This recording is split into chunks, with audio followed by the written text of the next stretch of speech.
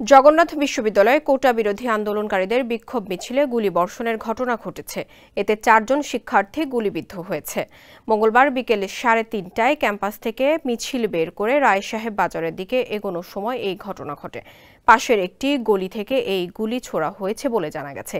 এতে জবির ম্যানেজমেন্ট বিভাগের ফেরদৌস আহমেদ, 17 ব্যাচের শিক্ষার্থী অনিক সহ 4 জন গুলিবিদ্ধ হয়েছেন।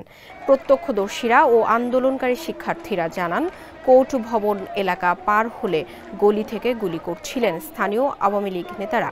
এ বিষয়ে কোতোয়ালি জোনের এসপি নজরুল বলেন, তারা গুলির খবর শুনেছেন, তবে এক গ্রুপকেই মিছিল করতে দেখেছেন, অন্য গ্রুপ দেখেননি। স্যান্ডেলিনা সো, রূপচর্চায় আভিজাত্য। তবে গুলির ঘটনা ঘটলেও তাঁতীবাজার অবরোধ করে রেখেছেন জগন্নাথ বিশ্ববিদ্যালয়ের আন্দোলনকারী শিক্ষার্থীরা। আন্দোলনে কয়েক হাজার শিক্ষার্থী অংশ নিয়েছে।